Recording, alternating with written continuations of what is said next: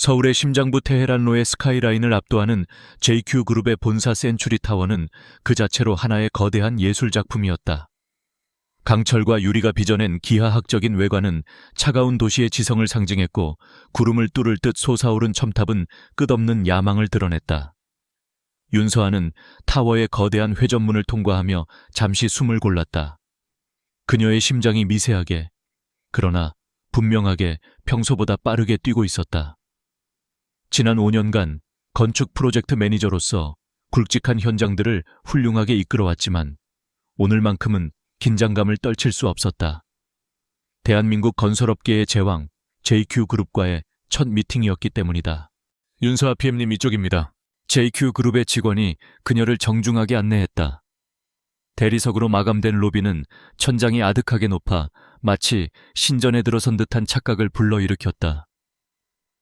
바쁘게 오가는 직원들의 구두 소리가 일정한 리듬을 그리며 울려 퍼졌고, 공기 중에는 최고급 원두커피 향과 성공한 이들의 자신감이 뒤섞인 묘한 향기가 감돌았다.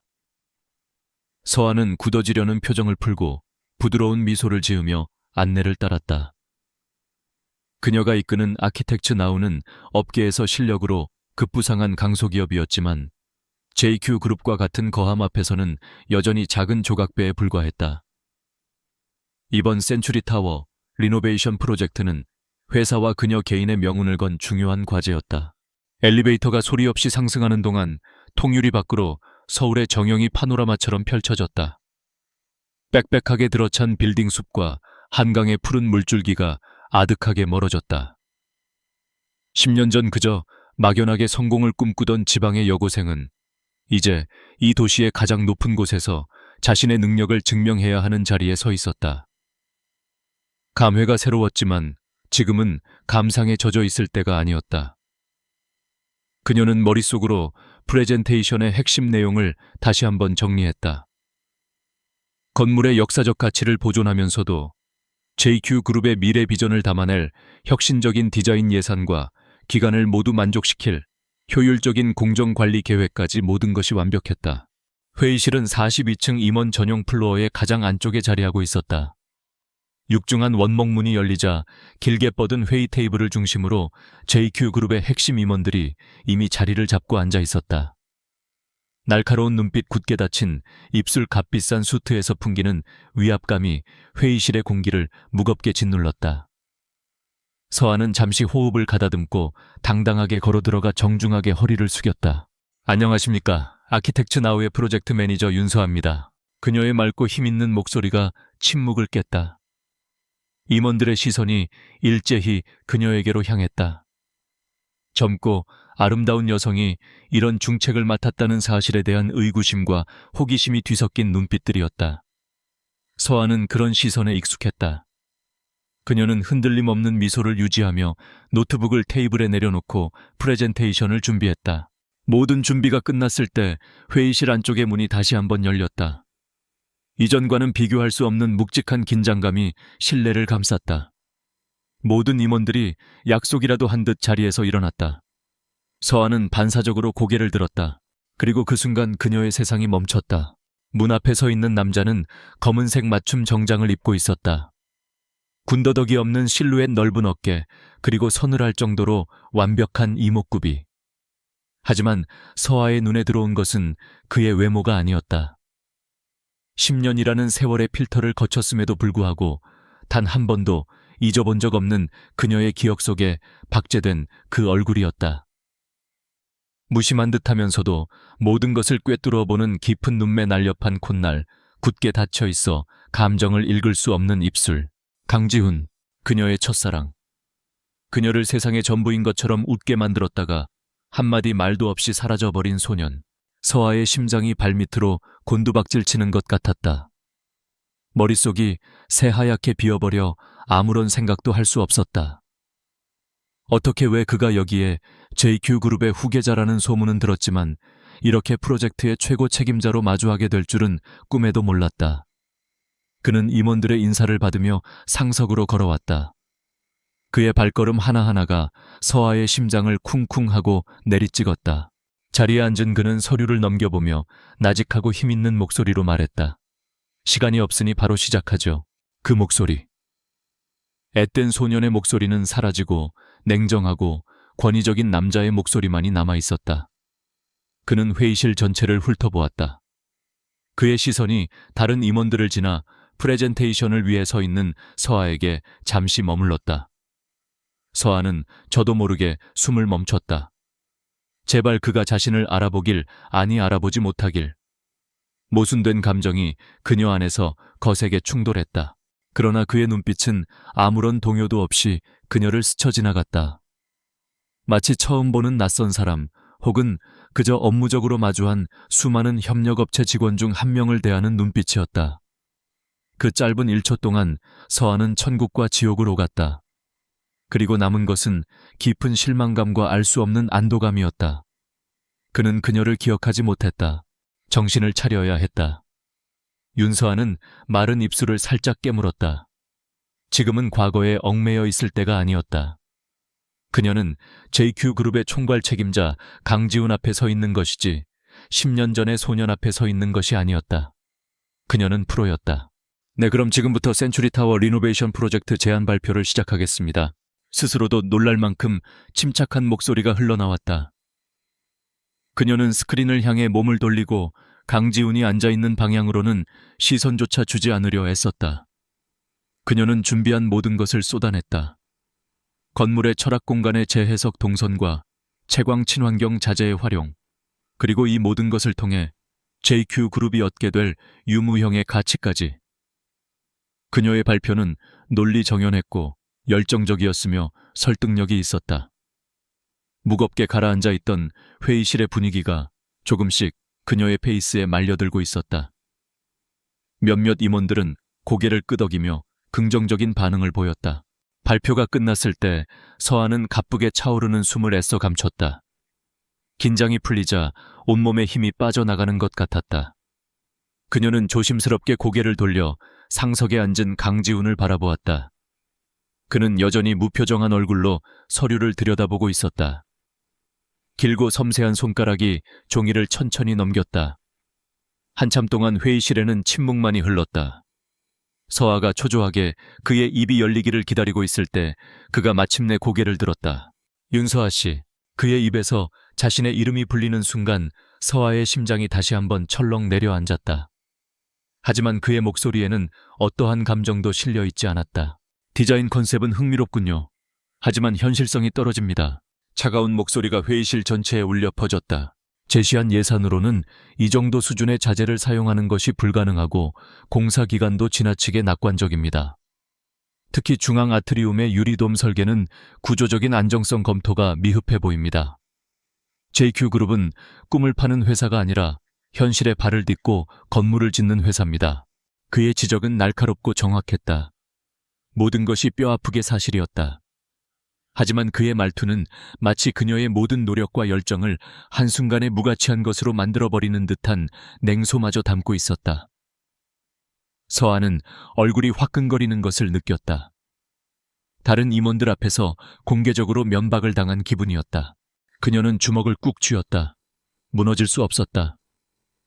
총괄님 말씀에 일리가 있습니다. 하지만 예산과 자재 문제는 대체 가능한 옵션들을 이미 준비해 두었고 구조 안정성 역시 시뮬레이션 데이터를 통해 충분히 입증할 수 있습니다. 발표 시간이 제한되어 있어 상세한 부분까지는 변명은 듣고 싶지 않습니다. 지훈이 그녀의 말을 가차없이 잘랐다. 프로는 모든 가능성을 염두에 두고 완벽한 결과물을 가져와야 합니다. 준비했다가 아니라 보여줬어야 합니다. 일주일의 시간을 주겠습니다. 방금 제가 지적한 모든 문제에 대한 완벽한 해결책을 담은 보고서를 제출하세요. 그때 다시 결정하겠습니다. 그는 자리에서 일어났다. 그것으로 회의는 끝이라는 무언의 신호였다.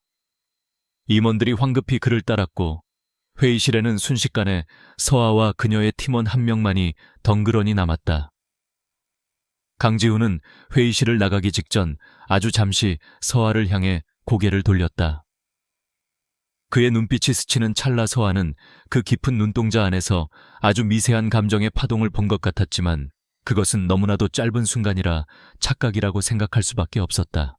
텅 빈 회의실에 남은 서아는 한동안 자리에 서서 움직일 수 없었다. 10년 만의 재회는 최악이었다. 그는 그녀를 전혀 기억하지 못했고 그녀의 모든 것을 가차없이 부정했다.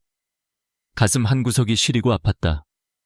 잊었다고 생각했는데, 아무렇지 않을 거라고 생각했는데 그건 오만한 착각이었다. 하지만 슬픔에 잠겨 있을 시간은 없었다. 그녀는 윤서아였다. 강지훈이라는 이름 석자 앞에서 무너질 만큼 약하지 않았다.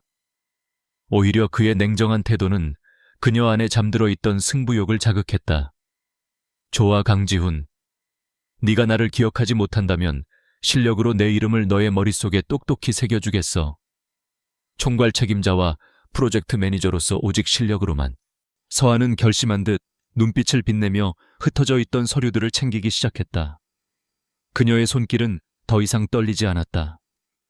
10년 전 상처받고 도망쳤던 어린 소녀는 이제 없었다.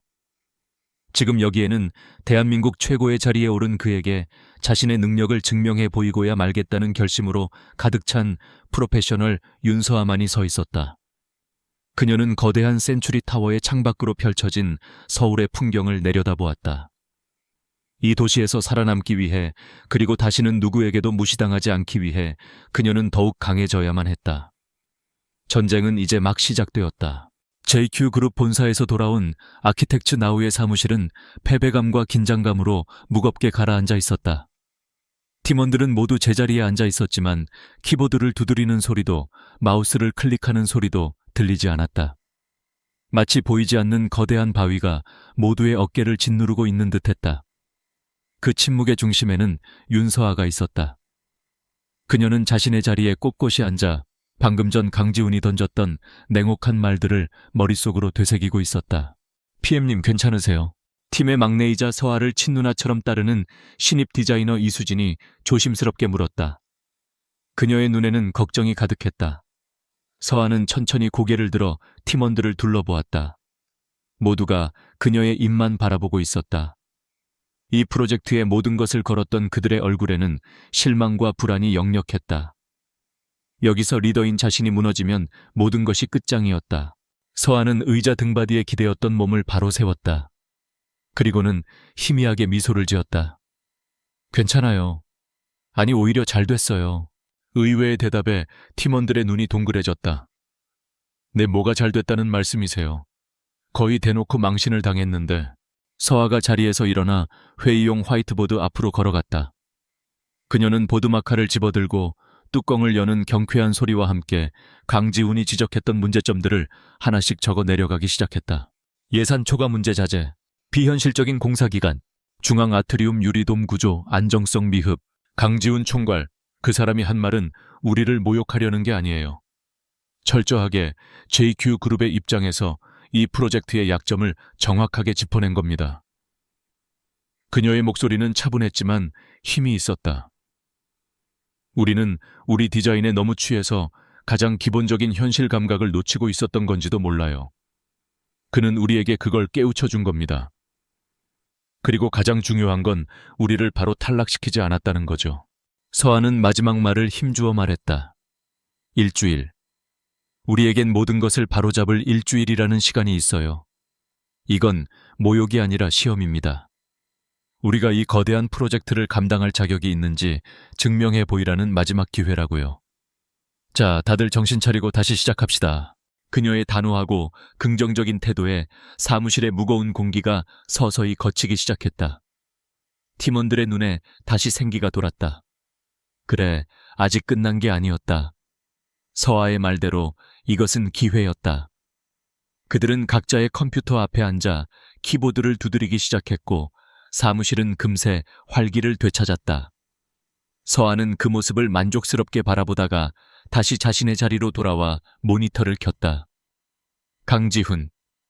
모니터 화면에 떠오른 그의 이름을 보며 그녀는 다시금 복잡한 상념에 잠겼다. 그날 밤 모두가 퇴근한 사무실에 서아만이 홀로 남아있었다. 그녀는 수백 페이지에 달하는 구조 계산서와 씨름하고 있었다. 강지훈이 지적한 유리돔의 안정성 문제를 해결하기 위해서는 완전히 새로운 공법을 적용해야 했다. 머리가 지끈거렸다. 잠시 쉬기 위해 그녀는 의자에 몸을 기댄 채 눈을 감았다. 그러자 어둠 속에서 불쑥 10년 전의 기억이 선명하게 떠올랐다. 따스한 봄볕이 내리쬐는 고등학교 도서관이었다.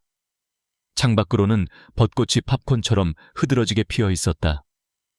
당시의 서아는 어려운 수학 문제 하나를 붙잡고 끙끙대고 있었다. 아무리 풀어보려 해도 답은 나오지 않고 시간만 흘러가고 있었다. 바로 그때 누군가 그녀의 옆자리에 조용히 앉았다. 고개를 돌리자 햇살을 등지고 앉아 눈부시게 웃고 있는 강지훈이 있었다. 아직도 그거 붙잡고 있어. 그는 핀잔을 주는 듯 했지만 목소리는 다정했다. 당시의 지훈은 지금처럼 차가운 사람이 아니었다. 늘 농담을 잘하고 친구들 사이에서 인기도 많았지만 이상하게 서아 앞에서는 조금 수줍어하던 소년이었다. 그는 서아의 연습장을 슬쩍 들여다보더니 펜을 들어 아무 말 없이 새로운 공식을 적어 내려갔다. 이 방법으로 한번 풀어봐. 네가 아는 공식보다 훨씬 간단할 거야. 그의 손가락은 길고 깨끗했다. 펜을 쥔 손에서 느껴지는 단단함과 문제풀이에 집중할 때 살짝 찌푸려지는 미간, 그리고 가끔씩 그녀를 향해 괜찮냐는 듯 슬쩍 웃어 보이던 그 눈빛. 서아는 문제풀이보다 그의 얼굴을 쳐다보는데 더 정신이 팔려 있었다. 그가 알려준 대로 문제를 풀자 거짓말처럼 답이 나왔다. 와, 대단하다. 어떻게 이런 걸 알아? 서아가 감탄하며 묻자 그는 쑥스러운 듯 머리를 긁적이며 말했다. 그냥 책을 좀 많이 봤어. 어떤 문제든 해결할 방법은 여러 가지가 있는 법이니까. 하나가 막히면 다른 길을 찾아보면 돼. 그는 그렇게 말하며 그녀의 머리를 부드럽게 쓰다듬어 주었다. 그 순간 서아의 심장은 터질 것처럼 두근거렸다. 햇살과 벚꽃 향기, 그리고 그의 손길이 남긴 따스한 온기. 그날의 모든 것이 서아의 기억 속에 완벽하게 각인되어 있었다. 후, 서아는 짧은 한숨과 함께 눈을 떴다. 눈앞에 보이는 것은 차가운 모니터 불빛과 복잡한 설계 도면뿐이었다. 그 다정했던 소녀는 어디로 사라지고 얼음장처럼 차가운 남자가 되어 그녀 앞에 나타난 걸까? 10년이라는 시간 동안 그에게 무슨 일이 있었던 걸까? 그리고 왜 그는 자신을 전혀 기억하지 못하는 걸까? 수많은 질문이 머릿속을 맴돌았지만 답을 찾을 수는 없었다. 서아는 머리를 흔들어 상념을 털어냈다. 지금은 과거가 아니라 현재의 문제를 해결해야 할 때였다.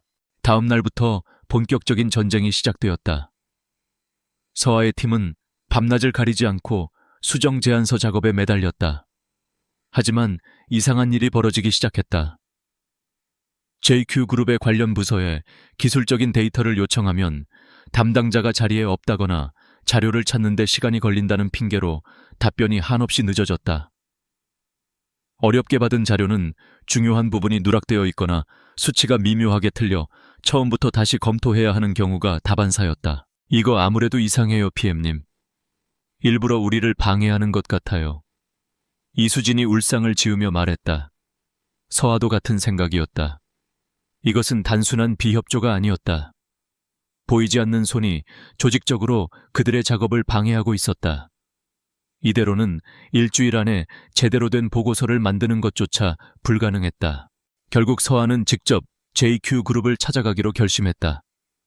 그녀는 자료 협조를 총괄하는 부서의 책임자인 박 이사를 찾아갔다.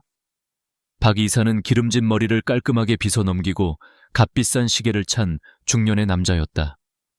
그는 서아를 위아래로 훑어보더니 입가에 비열한 미소를 띤 채 의자에 깊숙이 몸을 묻었다. 아키텍처 나우의 윤서아 씨. 무슨 일로 직접 행차하셨나? 그의 말투는 정중했지만 그 안에 담긴 무시와 조롱의 기운을 감추지 못했다.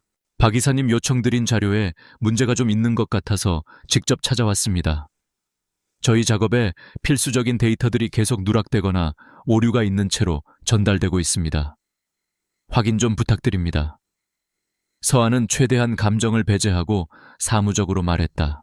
박 이사는 과장되게 웃음을 터뜨렸다. 허허 윤 PM. 우리 JQ그룹의 업무 시스템이 얼마나 철저한데 그런 실수가 있겠어. 아마 윤 PM의 작은 회사 시스템이 우리 데이터를 제대로 처리하지 못하는 거겠지. 이런 큰 프로젝트는 처음이라 많이 버거운가 봐. 그의 말은 비수처럼 날아와 서아의 자존심에 박혔다. 저희 회사의 시스템에는 문제가 없습니다. 그리고 저희는 이 프로젝트를 감당할 충분한 역량을 갖추고 있습니다. 단지 정당한 업무 협조를 요청드리는 겁니다. 정당한 협조. 박 이사가 몸을 앞으로 숙이며 목소리를 낮췄다. 윤 PM, 당신이 어떻게 우리 총괄님 눈에 들어서 이 프로젝트 PT 기회라도 얻었는지는 모르겠지만 여긴 당신 같은 애송이가 낄 자리가 아니야. 얌전히 물러나는 게 신상에 좋을걸. 괜히 우리 같은 사람들 심기 건드렸다가 이 바닥에서 발도 못 붙이게 될 수 있으니까. 노골적인 협박이었다.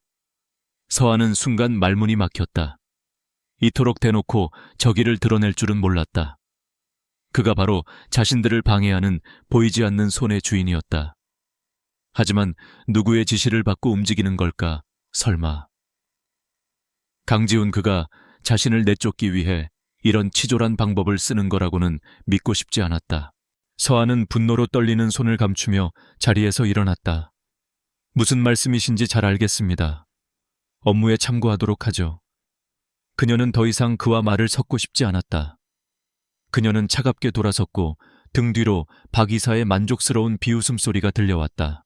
같은 시각 센츄리타워 최고층에 위치한 총괄 책임자실. 강지훈은 자신의 충직한 비서인 김 실장에게서 방금 전의 상황을 보고받고 있었다. 이상입니다. 박 이사가 노골적으로 윤서아 PM을 압박하고 있는 것으로 보입니다. 관련 부서에 압력을 넣어 데이터 협조를 방해한 것도 박 이사의 소행일 가능성이 높습니다.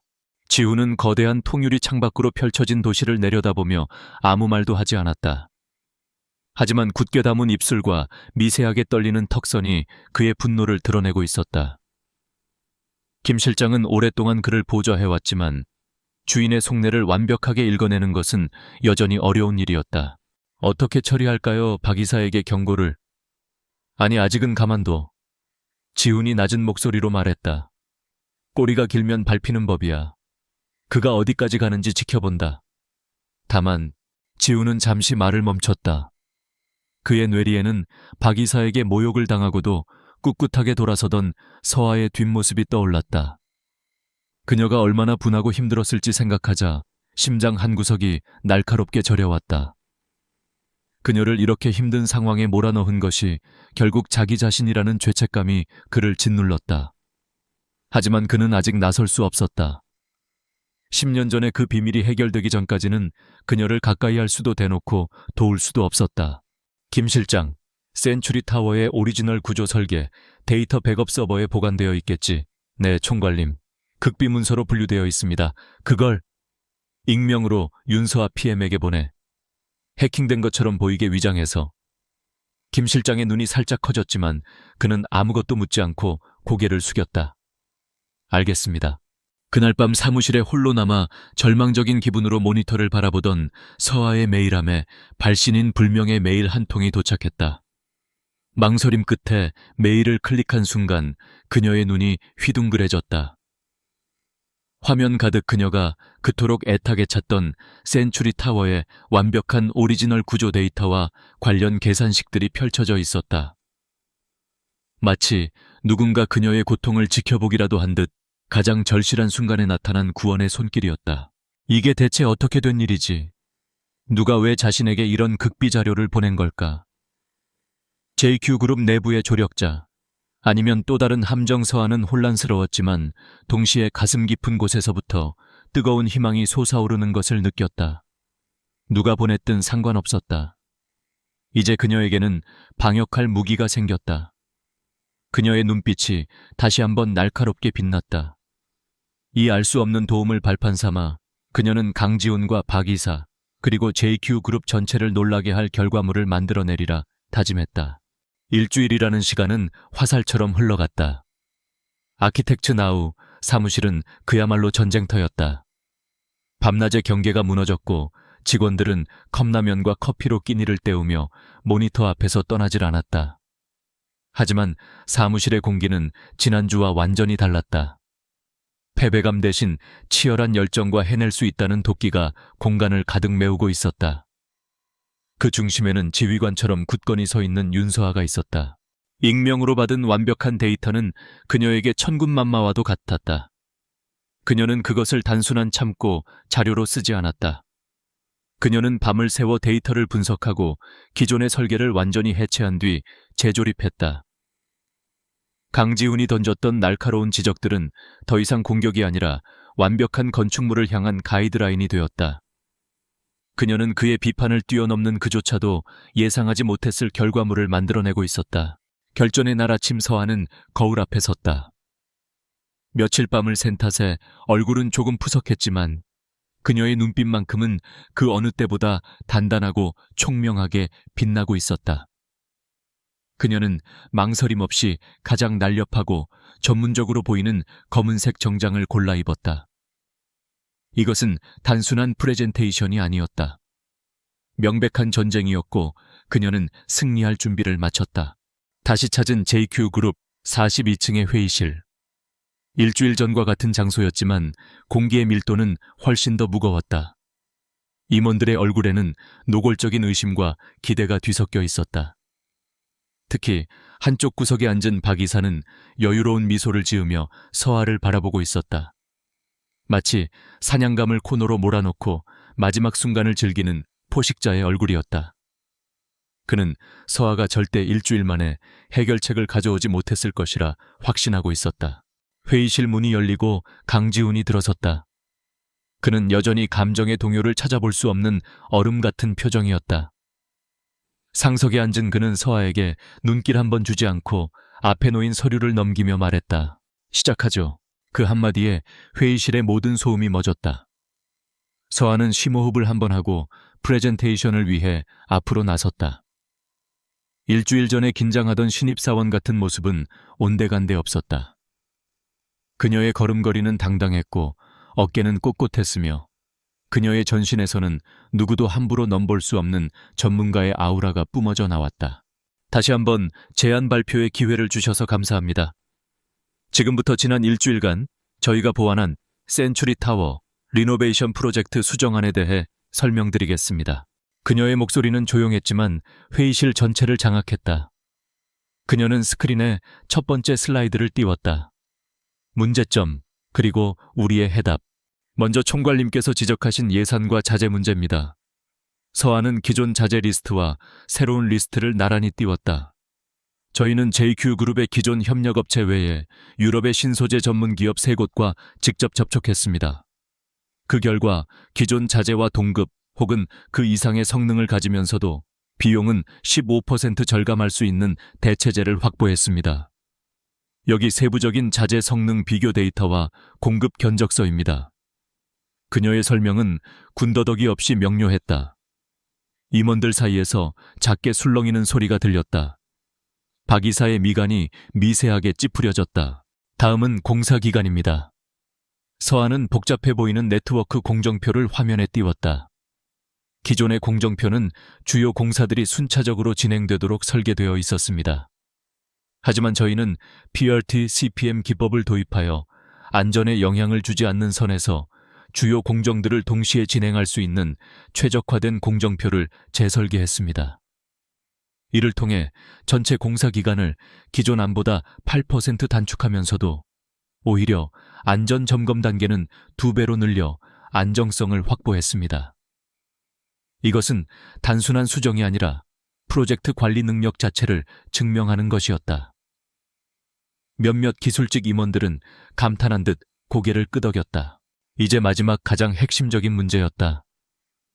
마지막으로 중앙 아트리움 유리돔의 구조 안정성 문제입니다. 서아는 잠시 말을 멈추고 강지훈을 정면으로 바라보았다. 그의 눈은 여전히 깊이를 알 수 없는 심해처럼 고요했다. 총괄님의 지적은 정확했습니다. 저희의 초기 설계에는 분명 구조적 허점이 존재했습니다. 저희는 그 점을 인정하고 원점에서부터 재검토했습니다. 그녀는 화면에 3D 시뮬레이션 영상을 띄웠다. 새로운 유리돔의 설계도가 나타나고 복잡한 하중 계산과 풍압 테스트 지진 시뮬레이션 데이터가 화려한 그래픽과 함께 펼쳐졌다. 저희는 허니콤 트러스 구조와 텐세그리티 시스템을 결합한 새로운 하이브리드 공법을 제안합니다. 이 공법을 통해 유리돔의 무게를 20% 줄이면서도 구조적 안정성은 기존 설계보다 3배 이상 높일 수 있습니다. 또한 특수 코팅된 유리를 사용하여 에너지 효율을 극대화시켜 이 유리돔은 단순한 건물의 지붕이 아니라 스스로 에너지를 생산하는 심장이 될 것입니다. 그녀의 발표는 완벽했다. 회의실의 공기는 이제 감탄과 경외감으로 가득 차 있었다. 서한은 자신의 모든 것을 쏟아부었고 그 결과물은 누구도 부정할 수 없을 만큼 압도적이었다. 바로 그 순간이었다. 박 이사가 기다렸다는 듯이 손을 들고 일어섰다. 아주 인상적인 발표였습니다, 윤 PM. 그는 능글맞은 미소를 지으며 말문을 열었다. 칭찬하는 듯 했지만 그의 눈빛은 뱀처럼 차가웠다. 그런데 말입니다. 그 대단한 하이브리드 공법을 적용하려면 타워의 기존 파사드에 새로운 지지대 앵커를 설치해야 할 텐데요. 혹시 센추리 타워가 역사적 건축물 보존법의 특별 관리 대상이라는 사실은 알고 있습니까? 회의실의 공기가 순간 싸늘하게 식었다. 박 이사는 만족스러운 미소를 지으며 말을 이었다.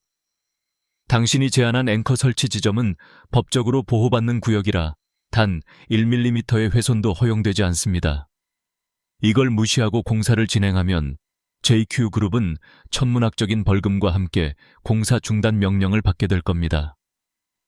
실력 있는 PM이라면 이런 기본적인 사실조차 확인을 안 했단 말입니까? 이것은 명백한 함정이었다. 역사적 건축물 보존법에 대한 세부 조항, 특히 내부적으로만 공유되는 극비 부칙 같은 것은 외부 업체인 서아가 결코 알 수 없는 정보였다. 박 이사는 일부러 정보를 흘리지 않고 있다가 그녀가 가장 빛나는 순간에 이 문제를 터뜨려 완벽하게 매장시키려 한 것이었다. 서아의 머릿속이 하얘졌다. 그의 말이 사실이라면 그녀가 밤새 준비한 모든 것이 물거품이 되는 순간이었다. 임원들의 눈빛이 다시 의심과 실망으로 바뀌고 있었다. 서아가 뭐라고 변명이라도 하기 위해 입을 여는 순간 그동안 침묵을 지키고 있던 강지훈이 입을 열었다. 그의 목소리는 여전히 차가웠지만 그 안에는 강철 같은 날카로움이 서려 있었다. 그는 서아를 보지 않았다. 그의 시선은 정확하게 박 이사를 향해 있었다. 박 이사. 지훈의 낮은 부름에 박 이사의 어깨가 움찔했다. 어제 오후에 내부적으로만 회람된 보존위원회의 기밀부칙 C7항에 대해 아주 잘 알고 있군. 어떻게 그렇게 잘 알지? 방향이 완전히 바뀌었다. 이제 회의실의 모든 시선은 당황한 박 이사에게로 쏠렸다. 그것은 제가 워낙 꼼꼼하게 업무를 챙기는 편이라. 박 이사는 식은땀을 흘리며 변명했지만 그의 목소리는 심하게 떨리고 있었다. 지훈은 그에게서 시선을 거두고 이번에는 절망에 빠져있는 서아를 향해 고개를 돌렸다. 회의실의 모든 사람들이 숨을 죽였다. 모두가 강지훈이 이 상황에 마침표를 찍고 서아를 탈락시킬 것이라 예상했다. 박 이사가 제기한 문제는 타당하다. 지훈의 말에 서아는 눈을 질끈 감았다. 하지만 그의 다음 말이 이어졌다. 하지만 지지대 앵커를 수직으로 70cm만 이동시켜 마이크로 파일링 공법으로 시공하면 보호구역을 완벽하게 우회할 수 있다. 기본적인 엔지니어링 상식이지. 그의 말은 마치 아무렇지도 않게 던진 한마디 같았지만 그 내용은 회의실의 모든 기술직 임원들을 경악하게 만들었다. 그것은 서아가 제안한 새로운 설계와 건물의 기존 도면, 그리고 방금 문제가 된 기밀부칙까지 완벽하게 꿰고 있어야만 나올 수 있는 신의 한 수와 같은 해답이었다. 박 이사는 얼굴이 흑빛이 되어 자리에 주저앉았다. 완벽한 함정은 완벽한 해법 앞에 산산조각이 나버렸다. 지훈은 자리에서 일어났다. 방금 제안된 수정안을 포함해서 최종 보고서를 다시 제출하도록. 프로젝트는 조건부로 승인한다. 그것이 회의의 끝이었다. 서아는 한동안 멍하니 자신의 자리에 서 있었다. 강지훈이 그 차가운 남자가 자신을 구해준 것이었다. 그것도 자신을 함정에 빠뜨린 박 이사를 공개적으로 망신 주면서까지. 하지만 왜 그는 회의가 끝날 때까지 그녀에게 따뜻한 눈길은커녕 격려의 말 한마디 건네지 않았다. 그의 행동은 여전히 수수께끼 투성이었다. 그는 대체 무슨 생각을 하고 있는 걸까? 그녀를 시험하는 것인가? 아니면 정말로 남몰래 그녀를 돕고 있는 것인가? 그날 밤 모든 이들이 떠나간 총괄 책임자실. 강지훈은 홀로 창가에 서서 서울의 야경을 내려다보고 있었다. 김 실장이 조용히 들어와 그의 뒤에 섰다. 박 이사가 점점 대담해지고 있습니다. 지훈은 돌아보지 않고 나직이 말했다. 내버려둬. 스스로 무덤을 파서 문제의 뿌리까지 우리를 안내해 줄 테니. 잠시 침묵이 흘렀다. 야경을 바라보던 지훈의 목소리가 거의 들리지 않을 만큼 작게 그러나 분명하게 이어졌다. 그리고 그녀는 어땠나? 김 실장은 그가 묻는 그녀가 누구인지 단번에 알아차렸다. 강인해 보였습니다, 총괄님. 지훈은 아주 희미하게 거의 눈에 보이지 않을 정도로 고개를 끄덕였다. 그의 얼굴에 스쳐 지나간 감정이 안도인지 아니면 아픔인지 짙은 어둠 속에서는 분간하기 어려웠다. 프로젝트가 조건부로 승인되면서 윤서아와 그녀의 팀은 센츄리타워 25층에 임시 사무실을 배정받았다. JQ그룹의 심장부로 직접 들어와 일하게 된 것은 효율성 면에서는 좋았지만 보이지 않는 압박감과 적대적인 분위기는 여전했다. 서아는 마치 잘 벼린 칼날 위를 걷는 기분이었다. 박 이사의 세력은 패배를 인정하지 않았고 사사건건 미묘한 방식으로 그들의 업무를 방해했다. 회의 자료가 의도적으로 잘못 전달되거나 현장 실사를 위한 출입 허가가 지연되는 등 교묘한 방해 공작이 계속되었다. 하지만 서아는 더 이상 순진하게 당하고만 있지 않았다. 그녀는 익명으로 도착했던 구조 데이터와 회의실에서 그녀를 구원했던 강지훈의 결정적인 한마디가 단순한 우연이 아님을 깨달았다. 자신은 지금 JQ그룹 내부의 거대한 권력 다툼 한가운데에 서 있었다. 그리고 이 프로젝트는 그 다툼의 가장 중요한 전쟁터였다. 자신과 팀원들을 지키기 위해서라도 그녀는 더 영리하게 움직여야 했다. 그녀는 자신만의 조용한 조사를 시작했다. 모든 수상한 일들을 날짜 시간 관련자 이름과 함께 꼼꼼하게 기록했다. 단순한 피해 기록이 아니라 보이지 않는 적의 공격 패턴을 분석하기 위한 데이터베이스였다. 또한 그녀는 딱딱한 업무 관계를 넘어 인간적인 유대를 활용하기 시작했다. 구내 식당에서 식사할 때 JQ그룹의 젊은 직원들과 자연스럽게 어울렸고 휴게실에서 마주치는 직원들에게 먼저 다가가 웃으며 커피를 건넸다. 서아 PM님 정말 대단하세요. 그때 박 이사님 앞에서 하나도 안 지고 발표하시는데 속이 다 시원했다니까요. 건축 설계팀의 한 젊은 여직원이 존경의 눈빛으로 말했다. 서아는 그저 미소를 지으며 답했다. 별 말씀을요. 박 이사님은 원래 그렇게 꼼꼼하고 엄격하신 분인가 봐요. 그녀는 직접적으로 묻지 않았다. 그저 화두를 던졌을 뿐이지만 그것만으로도 충분했다. 직원들은 기다렸다는 듯이 박 이사에 대한 불만을 쏟아냈다. 그의 독단적인 업무 스타일, 자신과 라인이 다른 직원들을 교묘하게 괴롭히는 방식, 그리고 그가 유독 강지훈 총괄에게 적대적이라는 사실까지. 서아는 그들의 대화 속에서 박 이사라는 인물의 실체와 그의 영향력이 어디까지 미치는지, 그가 구축해놓은 내부 네트워크의 윤곽을 조금씩 그려나갈 수 있었다. 그녀는 더 이상 단순한 건축가가 아니었다. 자신의 운명을 개척해 나가는 전략가였다. 같은 시간 타워의 가장 높은 곳, 강지훈의 집무실에서는 또 다른 종류의 전쟁이 펼쳐지고 있었다. 박 이사가 최근 경쟁사인 태영건설의 오 전무와 여러 차례 비밀리에 접촉한 사실을 확인했습니다. 또한 그의 차명 계좌에서 의심스러운 자금 흐름이 포착되었습니다. 김 실장이 건조한 목소리로 보고했다. 모니터에는 박 이사가 고급 일식집에서 태영건설의 임원과 만나는 모습이 찍힌 사진이 떠 있었다. 지훈의 얼굴은 그림자처럼 차갑게 굳어 있었다. 예상했던 대로군. 그의 목소리는 낮게 잠겨 있었다. 박 이사의 방해 공작이 단순히 윤서아에 대한 질투나 텃세가 아니라는 것이 분명해졌다. 그는 JQ그룹의 핵심 프로젝트를 망가뜨려 강지훈에게 타격을 입히고 그 정보를 경쟁사에 팔아넘기려는 속셈이었다. 그리고 그 위험한 게임의 가장 앞선 졸, 즈우로 윤서아를 이용하고 있었다. 그녀가 실패하면 모든 책임은 그녀에게 돌아갈 것이고 박 이사 자신은 뒤에서 안전하게 이익을 챙길 수 있었다. 지훈의 눈빛이 칼날처럼 날카로워졌다. 윤서아를 이 위험한 소용돌이 속으로 끌어들인 것은 바로 자신이었다. 그녀의 능력을 믿었기에, 그리고 그녀를 가까이서 보고 싶다는 이기적인 욕심 때문에 그는 그녀를 이 프로젝트의 책임자로 앉혔다. 그런데 이제 그 선택이 그녀를 위험에 빠뜨리고 있었다. 김 실장, 박 이사에 대한 감시를 24시간 체제로 강화해. 그리고 지우는 자리에서 일어나 창가로 걸어갔다. 현장 안전관리팀 직접 챙겨. 사소한 사고 하나라도 일어나서는 안 돼. 절대. 그의 목소리에는 서늘한 분노와 함께 그녀의 안위에 대한 깊은 염려가 묻어 있었다.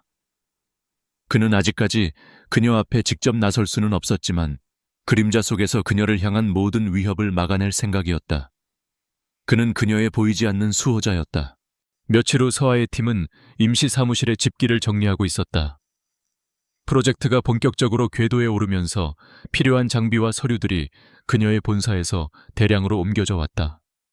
그 중에는 서아가 대학 시절부터 보던 낡은 건축학 서적과 스케치북이 담긴 상자도 있었다. PM님, 이 상자는 어디에 둘까요? 아, 그건 그냥 저쪽 구석에 둬요. 나중에 내가 정리할게요. 오후 늦게 잠시 머리를 식힐 겸 서아는 그 상자를 풀기 시작했다. 10년 가까이 된 책들에서는 묵은 종이 냄새가 났다.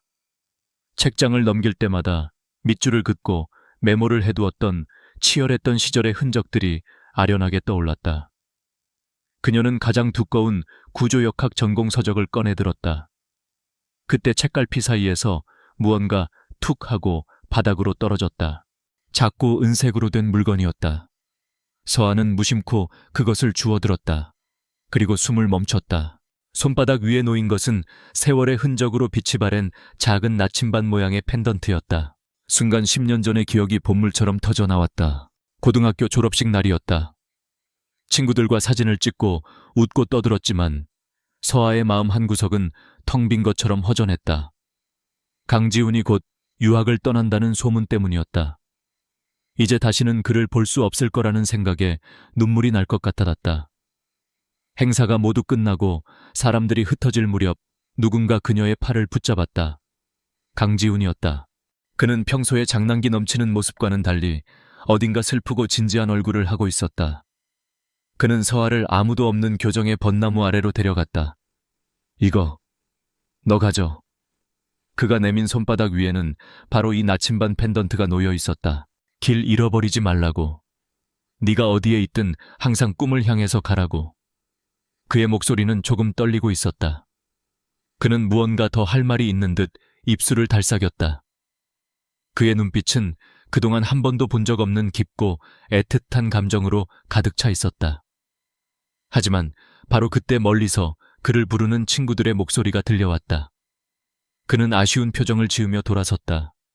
그것이 마지막이었다.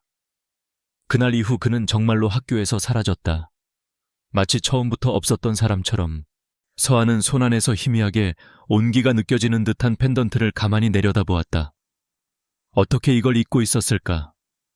언제나 일방적인 짝사랑이라고 생각했는데 이 선물은 너무나 개인적이고 너무나 다정한 의미를 담고 있었다. 꿈을 향해 가라는 그의 마지막 말은 건축가라는 꿈을 향해 달려온 지난 10년 동안 그녀의 무의식 속에 새겨진 이정표였을지도 모른다. 그녀는 나침반을 쥔 채 생각에 잠겨 있었다. 바로 그때였다. 임시 사무실의 문이 열리고 서늘한 기운과 함께 강지훈이 들어왔다. 예고 없는 현장 점검이었다. 사무실의 모든 직원들이 긴장하며 자리에서 일어났다. 지훈은 날카로운 눈으로 사무실 전체를 훑어보았다.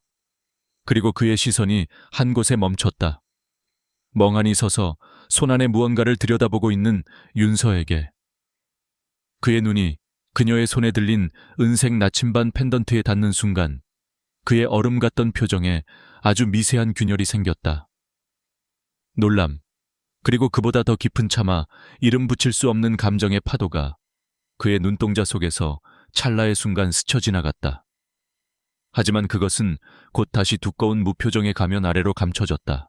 그의 시선을 느낀 서아가 화들짝 놀라 고개를 들었다. 그와 눈이 마주쳤다. 그녀는 저도 모르게 펜던트를 쥔 손을 등 뒤로 감췄다. 그가 봤다. 그가 저 펜던트를 봤다는 것을 직감적으로 알 수 있었다. 기억하는 걸까?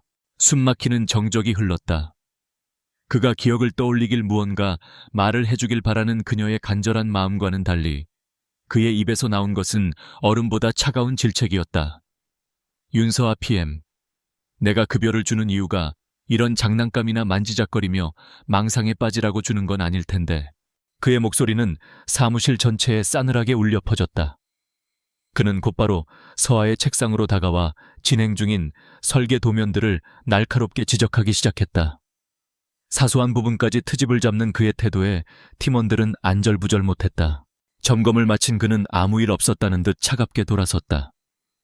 서아는 그가 떠나간 자리를 망연자실하게 바라보았다. 방금 전 그의 눈에서 보았던 그 미세한 흔들림은 대체 무엇이었을까 착각이 아니었다. 그는 분명히 나침반을 알아보았다. 그렇다면 그는 그녀를 기억하고 있는 것이다. 그런데 왜 모르는 척하는 걸까?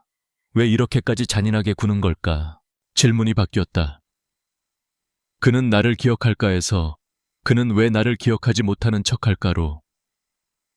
그의 갑작스러운 실종과 이 운명 같은 재회 사이에는 그녀가 아직 알지 못하는 거대한 비밀의 닛을 이 연결되어 있을지도 모른다는 예감이 그녀의 온몸에 소름처럼 돋았다. 게임의 판도가 바뀌고 있었다. 손안에 되찾은 나침반 펜던트는 단순한 과거의 유물이 아니었다. 그것은 윤서에게 하나의 확신을 심어주었다. 강지훈은 모든 것을 기억하고 있다. 그의 냉정함은 진심이 아니라 어떤 이유에선가 정교하게 만들어낸 가면에 불과했다. 그 사실을 깨닫자 서아는 더 이상 흔들리지 않았다. 이제 이 싸움은 단순히 프로젝트를 성공시켜야 하는 생존의 문제가 아니었다. 10년 동안 묻혀있던 진실을 파헤치고 그녀와 그를 둘러싼 이 거대한 음모의 실체를 밝혀내야 하는 개인적인 전쟁이 되었다. 서아는 더욱 집요하게 조사에 매달렸다. 그녀가 기록해온 방해 공작 리스트와 JQ 그룹 직원들에게서 얻은 정보들을 퍼즐 조각처럼 맞춰나가기 시작했다. 그러자 하나의 일관된 패턴이 보이기 시작했다. 프로젝트를 방해하는 핵심적인 문제들은 항상 특정 자재 공급업체나 박 이사의 직속 라인에 있는 재무팀과 안전관리팀의 특정 중간 관리자들을 거쳐 발생하고 있었다. 그녀는 박 이사 측에서 유독 강력하게 추천했던 한 철강 공급업체에 주목했다. 서류상으로는 아무런 문제가 없는 중견기업처럼 보였다. 하지만 서아는 퇴근 후에도 사무실에 남아 밤늦도록 그 업체의 등기부등본, 과거 납품 실적 공시자료 등 공개된 모든 정보를 샅샅이 파헤쳤다. 그리고 마침내 결정적인 단서를 찾아냈다. 그 업체는 교묘하게 위장된 유령 회사였다. 사업자 등록증에 기재된 주소는 금방이라도 무너질 듯한 허름한 상가 건물이었고 등기 임원들은 모두 박 이사의 먼 친인척 이름으로 되어 있었다. 더 충격적인 것은 이 유령 회사가 지난 몇 년간 JQ그룹이 진행했던 여러 프로젝트에서 기준 미달의 자재를 터무니없는 가격으로 납품해왔다는 사실이었다. 그리고 그 모든 프로젝트의 결제 라인 정점에는 예외 없이 박 이사가 있었다. 서아는 등골이 서늘해지는 것을 느꼈다. 이것은 단순한 텃세나 방해 공작 수준이 아니었다. 수년간 JQ그룹의 돈을 빼돌려온 거대한 부패의 사슬이었다. 박 이사가 그토록 필사적으로 자신을 내쫓으려 했던 이유가 명확해졌다. 외부에서 온 원칙을 중시하는 깐깐한 윤서아가 이 프로젝트를 깊숙이 파고들다 보면 결국 자신이 수년간 쌓아 올린 비리의 성이 무너질 것을 두려워했던 것이다. 그녀의 존재 자체가 그에게는 시한폭탄과도 같았다. 이제 그녀의 손에는 적의 약점이 확실하게 들려 있었다. 하지만 동시에 깨달았다. 진실에 가까워질수록 그녀 자신은 더욱 위험한 상황에 놓이게 될 것이라는 것을. 벼랑 끝에 몰린 쥐는 고양이를 물기 마련이었다. 그날 저녁 서아는 안전관리팀에서 올라온 1차 현장 실사 보고서에서 이상한 점을 발견했다. 분명 철거가 예정된 구역의 구조물 안정성 수치가 비정상적으로 높게 기재되어 있었다. 보고서에 서명한 담당자는 박 이사의 최측근 중 한 명이었다.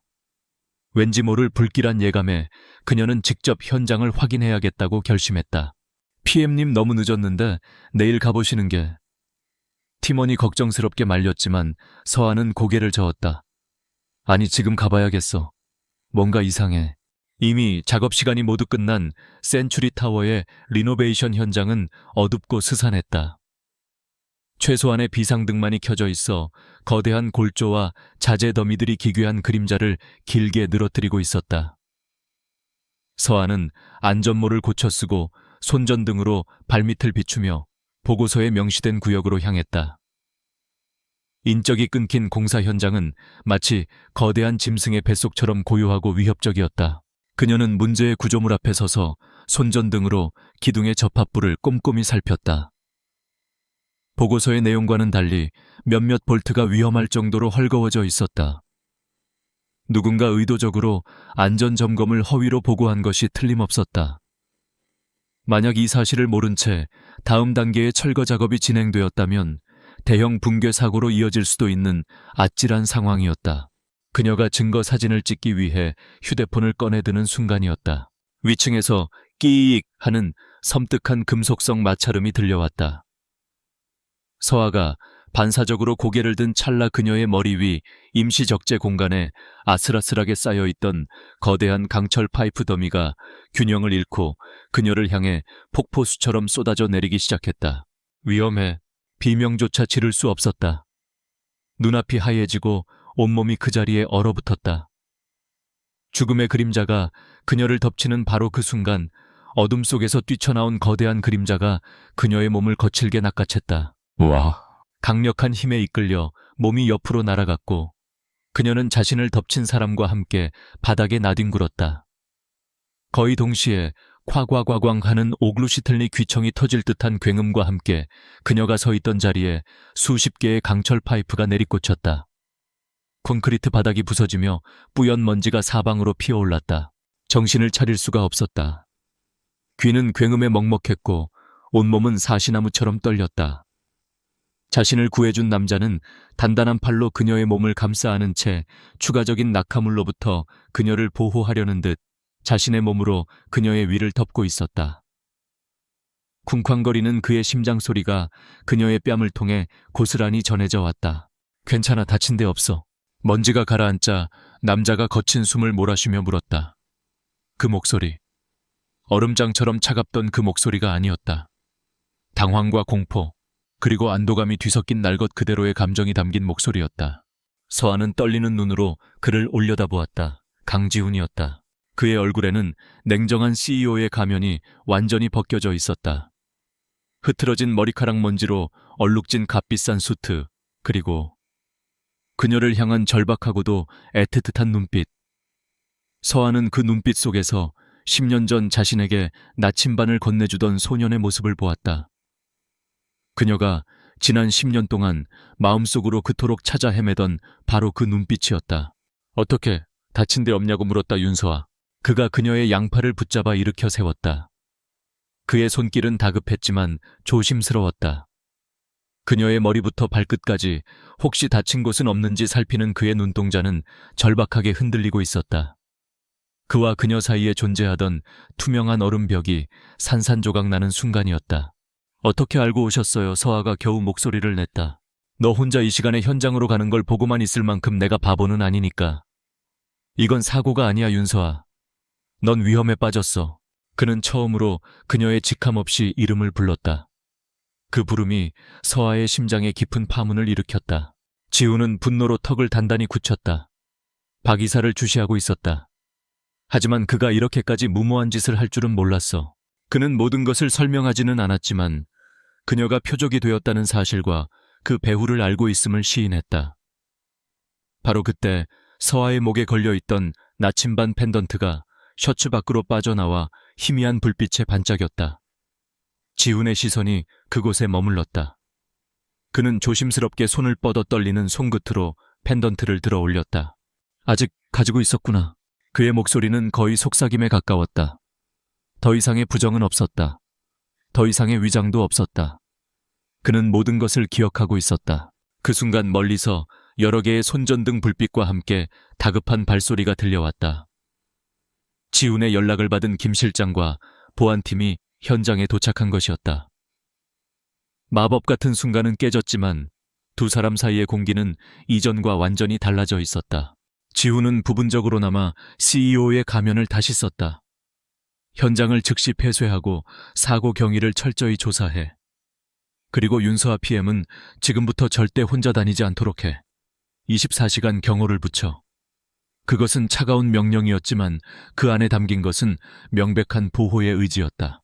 보안팀의 호의를 받으며 현장을 떠나는 서아의 머릿속은 수만 가지 생각으로 복잡했다. 그가 나를 구했다. 그는 나를 기억한다. 그는 나를 지켜보고 있었다. 수수께끼는 여전히 남아있었지만 말보다 더 확실한 그의 행동으로 가장 중요한 진실 하나가 밝혀졌다. 두 사람 사이의 벽은 돌이킬 수 없이 허물어졌고 이제 그녀는 자신에게 침묵 속에서도 가장 강력한 아군이 있음을 확신하게 되었다. 음모는 실제했고 위험 또한 실제했지만 그녀를 향한 그의 마음 역시 진짜였다. 현장에서의 사고는 거대한 파문의 시작에 불과했다. 다음 날 JQ그룹에 출근한 윤서아는 자신을 둘러싼 공기가 완전히 변했음을 감지했다. 그녀의 임시 사무실 앞에는 검은 정장을 입은 경호원들이 그림자처럼 서 있었고 복도를 지나는 직원들은 더 이상 그녀에게 의심이나 적의가 아닌 경외감과 두려움이 뒤섞인 시선을 보냈다. 강지훈 총괄이 직접 그녀의 곁에 경호팀을 배치했다는 소문은 빛의 속도로 퍼져나갔다. 이제 JQ그룹 내에서 윤서아는 단순히 실력 있는 외부 PM이 아니라 총괄의 사람으로 인식되었다. 박 이사의 라인에 있던 직원들은 그녀와 눈도 마주치지 못하고 슬금슬금 피하기 바빴다. 상황은 역전되었지만 서아의 마음은 오히려 더 무거웠다. 그녀는 강지훈의 보호를 받는 연약한 존재가 되고 싶지 않았다. 그녀는 자신의 실력으로 이 전쟁을 끝내고 싶었다.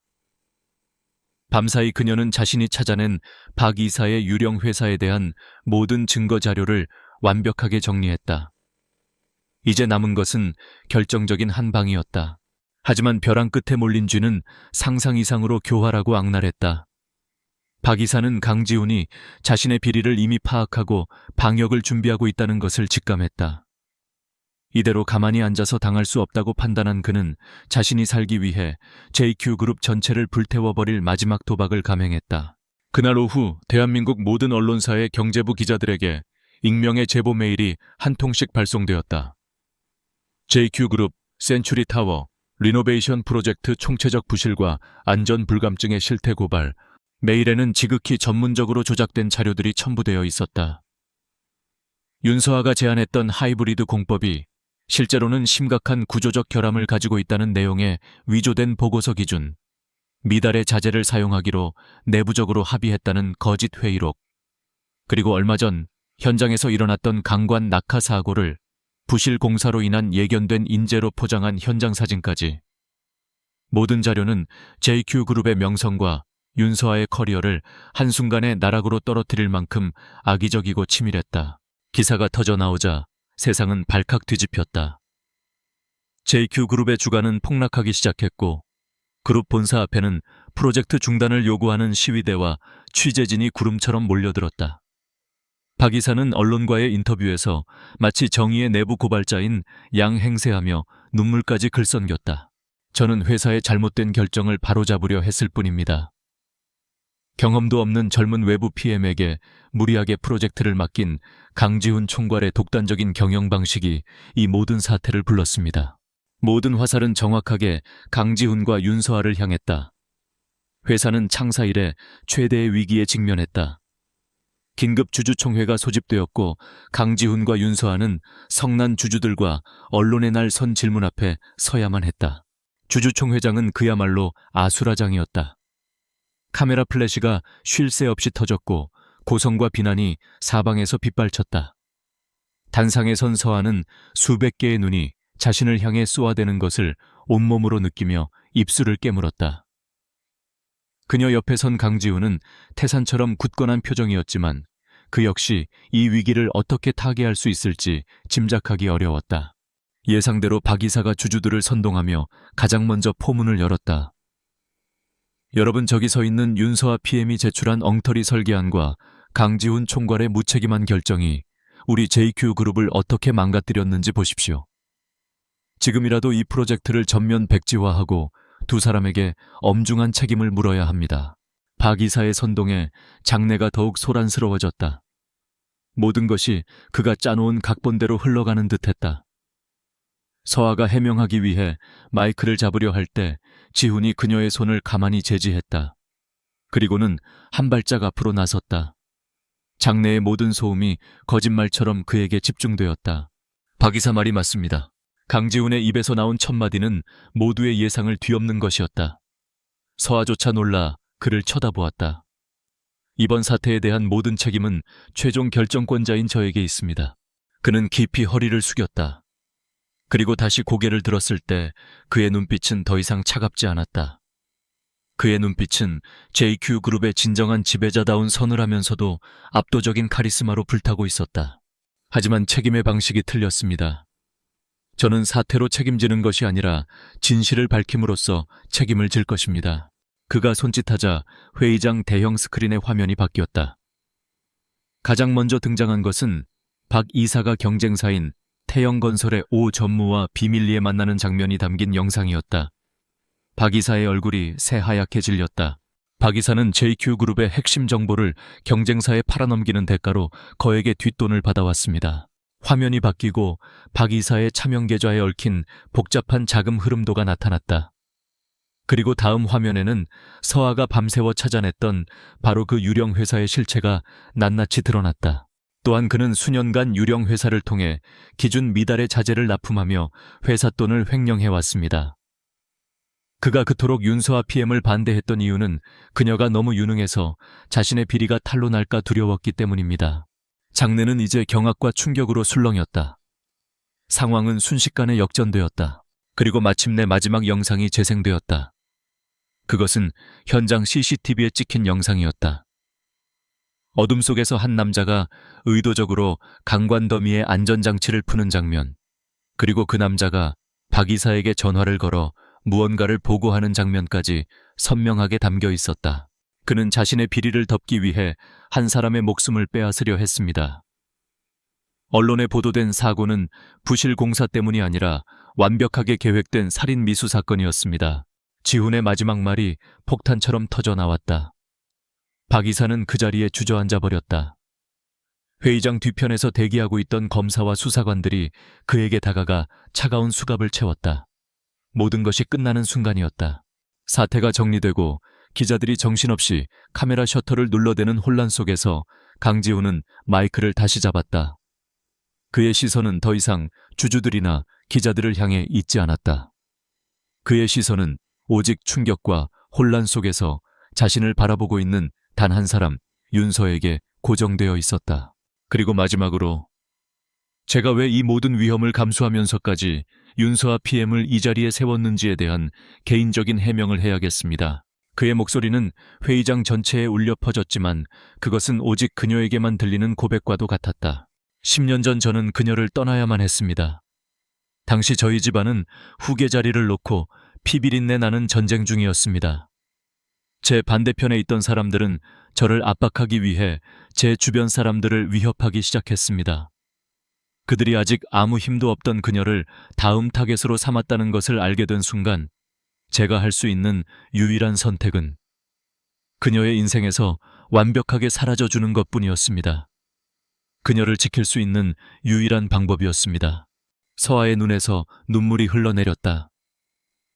10년 동안 그녀를 괴롭혔던 모든 의문과 원망이 한순간에 녹아내렸다. 그가 사라진 것은 그녀를 버려서가 아니었다. 그녀를 지키기 위해서였다. 저는 단 한순간도 그녀를 잊은 적이 없습니다. 다시 그녀 앞에 당당하게 설 수 있을 만큼 강해지기 위해 지난 10년을 버텼습니다. 그녀를 이 프로젝트로 부른 것은 제가 이제 그녀를 그 어떤 위협으로부터도 지켜줄 수 있다는 제 자신과의 약속이었습니다. 그리고 다시는 그녀를 놓치고 싶지 않다는 저의 이기적인 욕심 때문이었습니다. 그의 마지막 말은 거의 애원에 가까웠다. 대한민국을 호령하는 JQ그룹의 총수가 수많은 사람들 앞에서 한 여자를 향한 자신의 길고 긴 사랑을 고백하고 있었다. 그것은 세상에서 가장 장엄하고도 애틋한 10년 만에 뒤늦은 고백이었다. 주주총회장이 썰물처럼 빠져나간 후 강당에는 무겁고도 미묘한 정적만이 남았다. 조금 전까지 수백 명의 사람들과 카메라 플래시가 가득했던 공간이라고는 믿기지 않을 만큼 고요했다. 윤서아는 여전히 단상 위에 멍하니 서 있었다. 그녀의 귓게는 아직도 강지훈의 마지막 고백이 메아리처럼 맴돌고 있었다. 그가 쏟아낸 10년의 세월, 그 무게가 너무나도 거대해서 그녀는 차마 움직일 수도 아무런 말도 할 수 없었다. 강지훈은 천천히 그녀에게 다가왔다. 그의 얼굴에는 모든 짐을 내려놓은 듯한 피로감과 오직 그녀만이 알아볼 수 있는 깊은 안도감이 어려 있었다. 그는 그녀의 앞에 멈춰 섰다. 그들 사이의 거리는 불과 한 뼘이었지만 그 한 뼘을 건너오기까지 10년이라는 혹독한 시간이 걸렸다. 세호아야. 그가 나직이 그녀의 이름을 불렀다. 더 이상 JQ그룹의 총괄 책임자가 아닌 오직 한 여자를 사랑해온 남자 강지훈의 목소리였다. 그 다정한 부름에 서아의 눈에 참고 있던 눈물이 다시 한번 차올랐다. 왜 이제야 말해줬어요? 그렇게 힘들었으면서 왜 혼자 다 짊어지고 있었어요? 그녀의 목소리는 원망이 아닌 깊은 안타까움으로 떨리고 있었다. 그가 혼자서 견뎌냈을 고통과 외로움이 파도처럼 밀려와 그녀의 가슴을 아프게 찔렀다. 지우는 조심스럽게 손을 뻗어 그녀의 뺨을 타고 흐르는 눈물을 닦아주었다. 그의 손길은 10년 전 교정의 벚나무 아래에서 그녀의 머리를 쓰다듬어주던 소년의 손길처럼 따뜻하고 다정했다. 미안해. 너무 오래 걸려서 정말 미안해. 그의 목소리에도 짙은 회한이 묻어났다. 널 다시 만났을 때 당장이라도 달려가서 모든 걸 말하고 싶었어. 하지만 박 이사와 그 뒤에 있는 세력들이 너를 또다시 위험에 빠뜨릴까봐 두려웠어. 10년 전에 무력한 나로 돌아가고 싶지 않았어. 너를 완벽하게 지켜줄 수 있을 때까지 냉정한 가면 뒤에 내 마음을 숨기는 것 말고는 다른 방법을 찾지 못했어. 내가 너무 어리석었지. 그의 고백에 서아는 고개를 저었다. 아니요. 당신은 나를 지켜준 거예요. 그때도 그리고 지금도. 그녀는 목에 걸고 있던 나침반 펜던트를 꺼내 그의 손바닥 위에 올려놓았다. 이 나침반 덕분에 길을 잃지 않았어요. 건축가라는 꿈을 향해 달려올 수 있었어요. 당신이 내 곁에 없던 시간에도 당신은 언제나 내 길을 비춰주고 있었던 거예요. 두 사람은 한참 동안 아무 말 없이 서로를 바라보았다. 수많은 말들이 눈빛을 통해 오고 갔다. 10년의 그리움, 오해의 아픔, 그리고 마침내 확인한 서로의 변치 않는 사랑까지. 그 순간 그들에게 더 이상의 언어는 필요하지 않았다. 지우는 천천히 그녀를 자신의 품으로 끌어당겼다. 서아는 그의 단단한 가슴에 얼굴을 묻었다. 익숙하면서도 낯선 그의 심장 소리가 자장가처럼 평온하게 귓가에 울렸다. 10년 동안의 모든 방황과 불안이 눈 녹듯 사라지는 순간이었다. 그녀는 마침내 자신이 돌아와야 할 안전한 항구에 도착했음을 깨달았다. 그날 이후 JQ그룹을 덮쳤던 폭풍은 거짓말처럼 잠잠해졌다. 박 이사와 그의 부패 사슬에 연루된 모든 임직원은 법의 심판을 받았고 진실이 밝혀지자 추락했던 JQ그룹의 주가와 명성은 오히려 이전보다 더 높이 치솟았다. 위기를 기회로 바꾼 강지훈의 리더십은 재계의 전설이 되었다. 그리고 센츄리타워 리노베이션 프로젝트는 JQ그룹의 새로운 부흥을 상징하는 기념비적인 사업으로 순조롭게 진행되었다. 더 이상 어떤 방해 공작도 비협조도 없었다. 윤서아는 자신의 능력을 마음껏 펼쳤고 그녀의 혁신적인 디자인과 완벽한 프로젝트 관리 능력은 업계 전체의 찬사를 받았다. 그녀는 더 이상 총괄의 사람이 아니라 자신의 이름 석자만으로 빛나는 대한민국 최고의 건축 프로젝트 매니저 윤서아로 우뚝 섰다. 몇 달 후 센츄리타워의 리노베이션이 성공적으로 마무리되었다. 새롭게 태어난 타워의 중앙 아트리움, 바로 그 유리돔 아래에서 조촐한 축하 파티가 열렸다. 서아가 설계한 유리돔을 통해 쏟아지는 별빛이 마치 은하수처럼 연회장을 가득 채우고 있었다. 서아는 샴페인 잔을 든 채 자신이 창조해낸 아름다운 공간을 벅찬 감정으로 둘러보고 있었다. 마음에 들어 어느새 그녀의 곁으로 다가온 지훈이 부드럽게 물었다. 그는 더 이상 딱딱한 비즈니스 정장이 아닌 편안한 니트를 입고 있었다.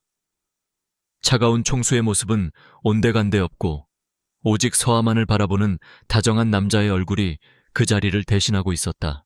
네, 우리가 함께 만든 공간이잖아요. 서아가 미소 지으며 답했다. 그녀의 말에 지훈의 얼굴에도 따뜻한 미소가 번졌다. 그는 서아의 손을 잡고 그녀를 한적한 테라스로 이끌었다. 테라스에서는 서울의 야경이 파노라마처럼 펼쳐졌다. 수많은 빌딩의 불빛이 밤하늘의 별처럼 반짝였다. 10년 전에 널 떠나보내고 파리의 작은 아파트에서 매일 밤 이런 도시의 야경을 내려다봤어. 지훈이 먼 곳을 바라보며 나직이 말했다. 그때마다 생각했어. 저 수많은 불빛 중에 네가 있는 곳은 어디일까?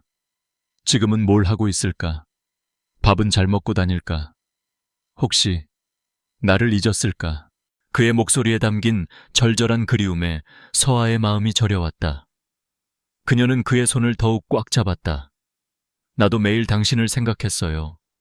당신이 어디에 있든 꼭 성공해서 멋진 사람이 되어 있을 거라고 믿었어요. 그래서 나도 더 열심히 살았어요. 당신에게 부끄럽지 않은 사람이 되고 싶어서.